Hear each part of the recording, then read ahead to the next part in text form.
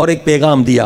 ہمارے شیعوں کو کہو دنیا کی ساری مشکلات کا حل ہے, آخرت کا فائدہ ہے, یہ 5 عمل ضرور کیا کریں. فرمایا نماز فجر کے بعد میرے شیعوں امام زمانہ کا پیغام ہے, آیت اللہ مراشی کے نجفی کے ذریعے سے سورہ یاسین پڑھا کرو. سورہ یاسین کے اتنے فائدے ہم گن نہیں سکتے ہیں. سجدہ وہ عبادت ہے جو بندے کو اللہ کے سب سے زیادہ قریب لے آتی, اور سجدے میں اگر گریہ کرے اور مانگے تو کبھی دعا رد نہیں ہوتی. بہترین ذکر کیا کرے؟ فرمایا سجدے میں جا کر یہ ذکر کرے, لا الہ الا انت سبحانک انی کنت من الظالمین. بسم اللہ الرحمن الرحیم. اللہم صل علی محمد وآل محمد. ہمارے سے علماء گزرے ہیں جن کی چشم برزخی کھلی ہوئی تھی. آیت اللہ مراشی نجفی, شاید جن کی عمر بڑی ہو, دیکھو امام خمینی کے ساتھی تھے, حرم پاک میں نماز پڑھاتے تھے. اب ان کا واقع 3 مرتبہ یا 4 مرتبہ امام زمانہ علیہ الصلوۃ والسلام کی زیارت ہوئی.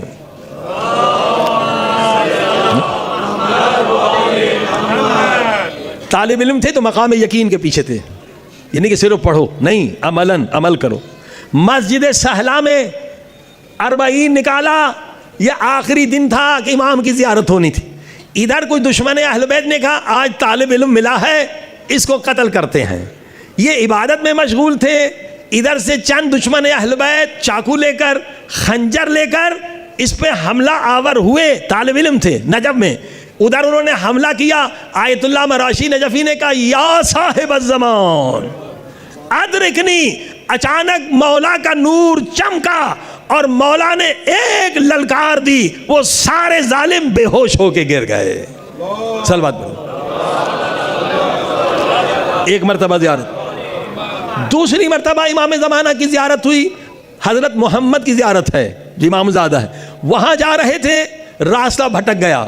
یہ دعا پڑھی الہی عظم البلا, مولا امام زمانہ راستہ بھٹک گیا ہوں, بھوکے پیاس سے تھے, شدت پیاس سے گر گئے. جب آنکھ کھولی تو امام زمانہ کی گود میں تھے. یہ وہ ہستی ہے, یہ مقام یقین. امام زمانہ نے پانی پلایا. آیت اللہ مراشی نجفی کی زندگی میں ایسا میں نے پانی نہیں پیا. بھائی یقین یہ کہ دنیا میں جنت کی چیزیں آپ کھائیں, مریم کے لیے صرف نہیں ہیں, ہر مومن مومنہ کے لیے. ہم ساری توجہ ہماری کدھر ہے؟ پیسے کی طرف, دنیا کی طرف, مقام کی طرف. دیکھیے نا یہ برتن اگر اس طرح سے کھلے آسمان کے نیچے رہے تو بارش کے پانی سے بھر جائے گا, لیکن یہی برتن اگر الٹا کر دیں قیامت تک بارش پڑتی رہے ایک قطرہ اس کے اندر نہیں جائے گا. ہمارا دل خاک کی طرف ہے, دنیا کی طرف ہے, شہوات کی طرف ہے, ہم ان چیزوں سے محروم ہیں. صلوات پڑھیے محمد وال.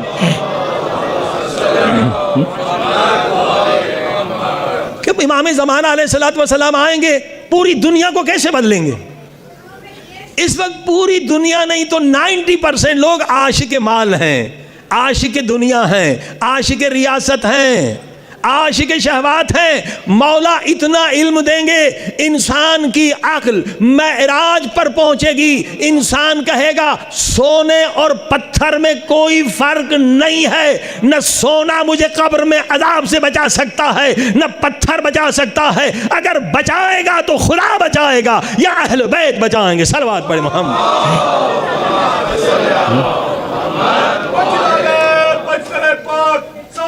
نبیوں کا نعرہ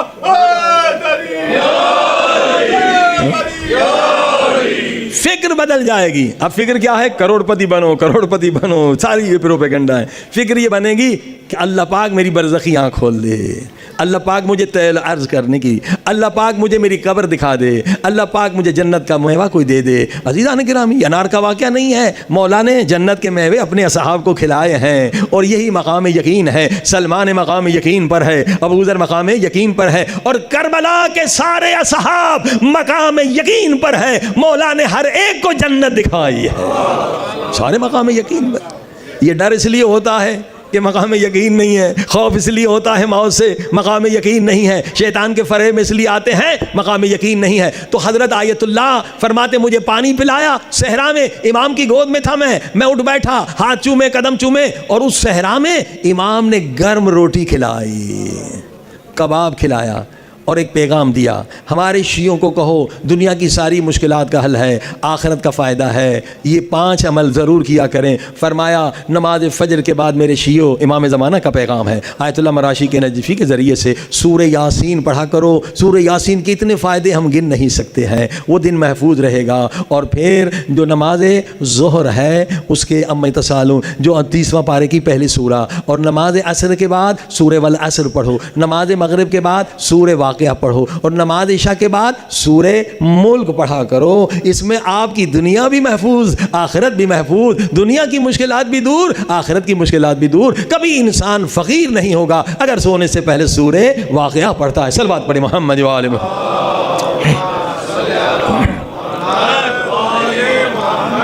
اب آیت اللہ مراشی نجفی کی برزخی آنکھ کا واقعہ حضرت آیت اللہ ہدی بتاتے ہیں. سب سے پہلے حرم میں آتے تھے, 100 سال 90 سال کے قریب عمر تھی پہلے اس بوڑھاپے میں. تو ایک سپاہی تھا, یہ شاہ کا زمانہ تھا, وہ رشوت خور تھا مگر نمازی تھا. وہ کہتے ہیں نماز جو ہے نا گناہوں سے بچا لیتی.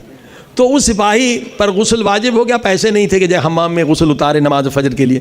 تو کہ کیا کروں, ایک بیچارے ٹیکسی والے کو خواہ پکڑا اور اس کے تجھ پہ جرمانہ ہے تاکہ اس سے رشوت لے. اس سے 5000 رشوت لیے اور جا کے غسل اتارا اور آیا حرم میں نماز پڑھنے کے لیے. اب یہ سپاہی بھی آ رہا ہے, ادھر آیت اللہ مراشی نجفی سلام کیا, قبلہ سلام.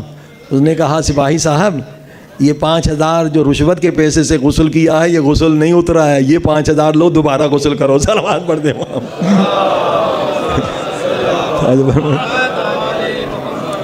کہا قبلہ آپ کو کیسے پتا چلا کہ مجھ پہ غسل, میں نے 5000 رشوت کے لیے, آپ کو کیسے پتا چلا؟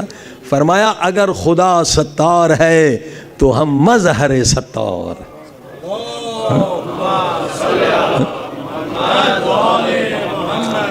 ہم مظہر ہیں, ہم کسی اور کو نہیں بتائیں گے, تمہاری اصلاح کے لیے تجھے بتلایا.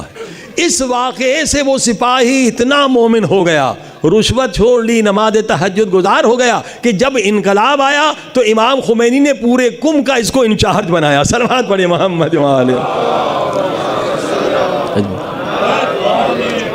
بس عزیزان کرام, برزخی آنکھ کیسے کھلے؟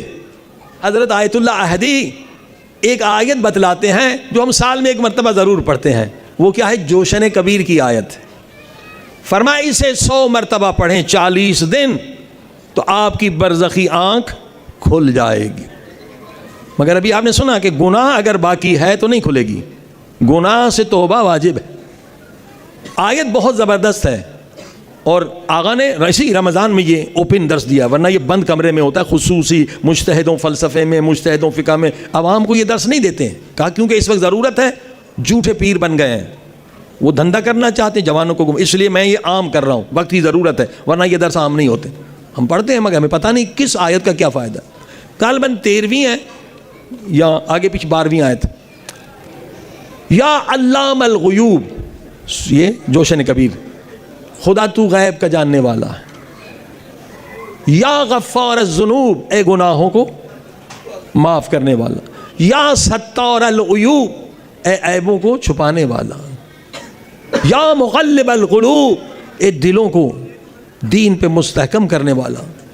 یا منور القلوب, اے دلوں کو نورانی بنانے والا. یا طبیب القلوب, اے دلوں کو ٹھیک کرنے والا, ایک دلوں کے ڈاکٹر. ہاں. یا منفس الغموم, یہ پورا ٹکڑا جو ہے 13 یا 12 علامہ الغیوب سے دیکھ لیں. اسے 100 مرتبہ پڑھیں 40 دن تو اللہ پاک آپ کی برزخی آنکھ کھول دے گا. جب برزخی آنکھ کھل گئی تو اب گناہ سے بچنا آسان ہو جائے گا. شیطان آپ کو شکست نہیں دے سکے گا, آپ شیطان کو شکست دے دیں گے. صلوات پڑھیں محمد و آل.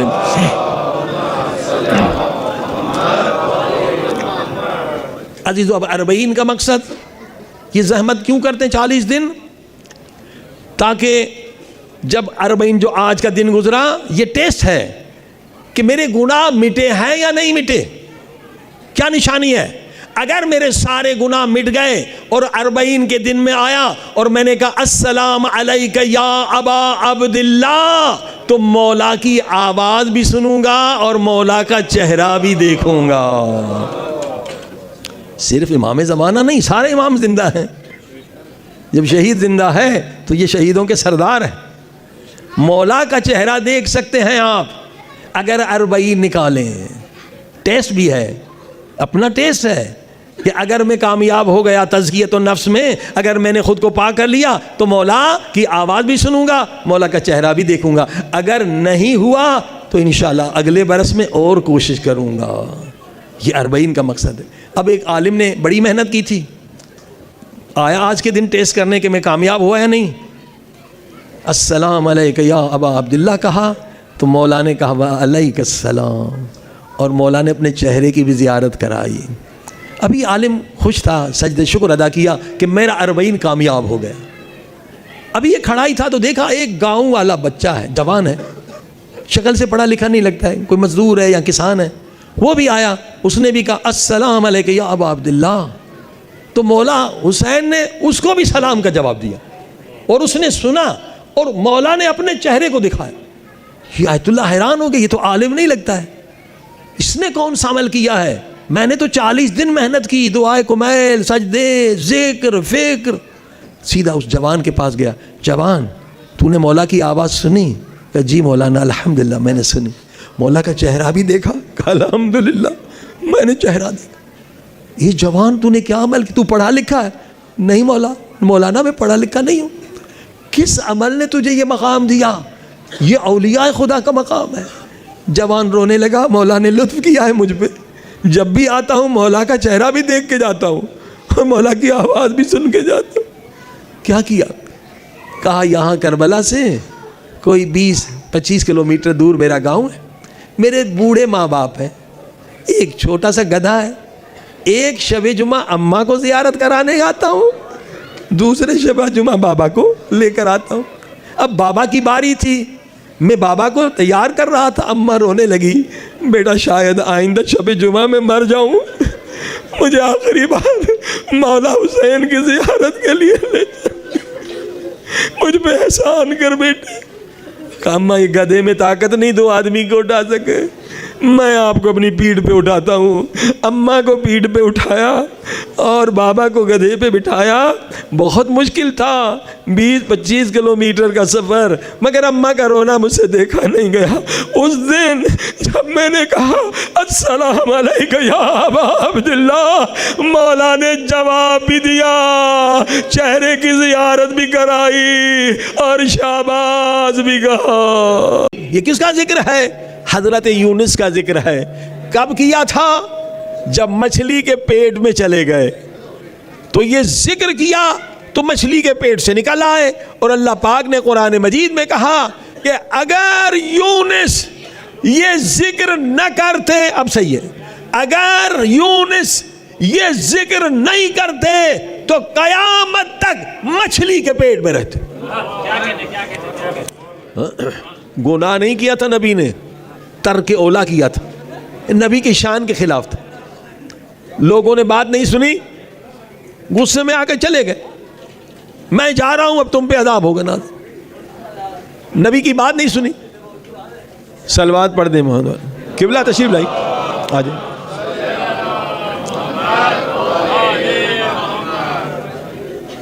بات نہیں سنی، چلے گئے، اور جب چلے گئے تو کیا ہوا؟ عذاب آ گیا۔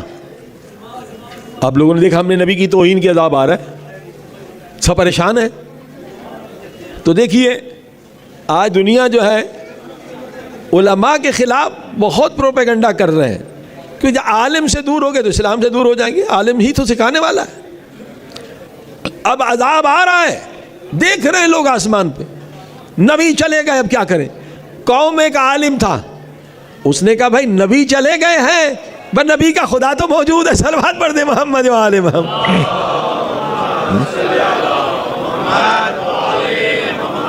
خدا رحمان ہے، خدا رحیم ہے، آ جاؤ جمع ہو جاؤ میدان میں۔ اب عالم نے نسخہ بتلایا، قوم عذاب سے بچ گئی، نبی تو چلے گئے۔ کہا کیا کریں؟ نبی نے کہا جن ماؤں کے بچوں میں، جن ماؤں کی گودوں میں وہ بچے ہیں جو دودھ پی رہے ہیں، یہ تو گناہ کچھ نہیں کر رہے، معصوم بچے ہیں، ماؤں سے کہو کہ اپنی گود سے ہٹا دیں، اور مائیں بھی گریا کریں اور معصوم بچے بھی گریا کریں۔ جب معصوم بچے گریا کریں گے تو اللہ پاک عذاب ہٹا دے گا۔ عذاب ہٹ گیا۔ ایک عالم نے قوم کو بچایا، نبی تو چلے گئے یونس علیہ السلام، عذاب ہٹ گیا، معصوم بچے رونے لگے، اللہ کی رحمت جوش میں آئی، عذاب کو ہٹا دیا۔ اب اللہ فرماتا ہے کہ یونس اگر یہ ذکر نہ کرتے قیامت تک مچھلی کے پیٹ میں رہتے۔ اتنا بڑا ذکر ہے یہ، طاقتور، پاورفل۔ مانا کیا؟ لا الہ الا انت سبحانک، میرے اللہ تیری ذات سبحان ہے، تیری ذات پاک پاکیزہ ہے، تو رحمان و رحیم ہے۔ انی کنت من الظالمین، میں ظالم ہوں، میں نے گناہ کیا ہے، آنکھ سے گناہ کیا ہے اس پہ روئے، زبان سے گناہ کیا اس پہ روئے، ہاتھ سے گناہ کیا ہے۔ 40 دن کم سے کم 20 منٹ سجدے میں رہیں۔ اگر 20 منٹ نہیں رہتے تو فرمایا پہلا عشرہ، جیسے اب عشرہ مناتے ہیں نا، پہلے 10 دن 200 مرتبہ ذکر کریں گے کہ آہستہ آہستہ بدن یوزڈ ہو جائے۔ ہاں کوئی واجب یہ نہیں ہے، مست تھک گئے تو سر اٹھا لیں۔ 200 مرتبہ یہ ذکر کرو لا الہ الا، یہ 40 سکھلا رہا ہوں۔ 40 کیا ہے؟ یہ اہم عبادت ہے 40 کی، لا الہ الا انت سبحانک انی کنت من الظالمین۔ 200 مرتبہ 200 گناہوں سے توبہ کی۔ بچپن میں جو گناہ کیے، جہالت میں کیے، روئے، رونا نہ آئے، سر پیٹے، پشیمانی کا نام توبہ ہے، ندامت کا نام توبہ ہے۔ پھر دوسرے عشرے میں 400 مرتبہ پہ جائیں، تیسرے عشرے میں 700 مرتبہ ذکر کریں، اور چوتھے جو مثلا اب 40 کی منزل میں پہنچے ہیں 1001 مرتبہ یہ ذکر کریں۔ صلوات پڑھیں محمد و آلہ۔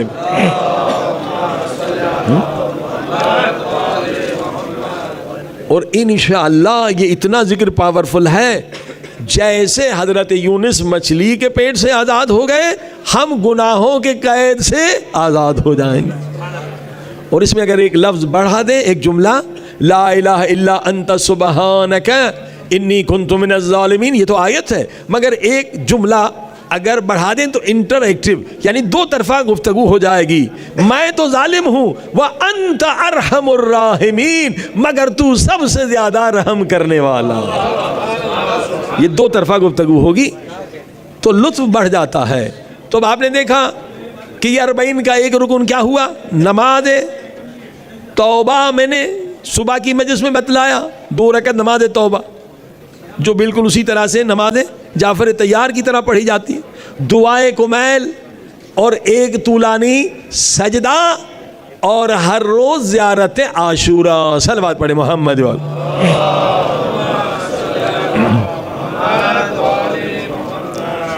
زیارت عاشورہ اصلاً مولا سے کہ یہ دعا مانگ کر جائیں کہ مولا میں آپ کا زوار بن کے جا رہا ہوں، مجھے توفیق دے کہ اب کے بعد کوئی دن ایسا نہ ہو جس کا آغاز میں زیارت عاشورہ سے نہ کروں۔ بہت فوائد ہیں زیارت عاشورہ، بہت فوائد۔ ایک بتلا دوں صرف واقعہ، حضرت آیت اللہ بہجت رحمۃ اللہ علیہ زمانے کے ولی خدا تھے، بہت ان کی کرامات۔ ان کے استاد تھے حضرت آیت اللہ سید علی قاضی رحمۃ اللہ علیہ، جو علامہ محمد حسین طباطبائی جنہوں نے تفسیر المیزان لکھی، ان کے بھی استاد تھے۔ خواب میں حضرت آیت اللہ بہجت نے دیکھا جنت میں اعلیٰ مقامات، برزخ میں بھی جنت ہے، وہ جنت دوسری ہے جو اصلی ہے، مرنے کے بعد انسان وادی سلام جنت میں جاتا ہے یا گناہوں کی وجہ سے برزخی جہنم میں۔ تو بہت خوش ہوئے، استاد کو جنت میں دیکھا، آقا بہجت نے کہا اب بھی کوئی تمنا ہے آپ کی؟ اللہ نے بہت بڑا مقام دیا ہے۔ تو آیت اللہ سید علی قاضی فرماتے ہیں کہ بیٹا اب تمنا یہ ہے کہ اگر دوبارہ خدا زندگی دے، میں صرف صبح کا آغاز زیارت عاشورہ سے پڑھتا تھا، لیکن دوبارہ اگر زندہ ہو جاؤں تو میں نے زیارت عاشورہ کے فضائل دیکھے ہیں، اس کا صلہ دیکھا ہے، اس کا اجر دیکھا ہے، تو اب میں رات کو بھی آغاز کروں گا زیارت عاشورہ سے۔ صلوات پڑھے محمد۔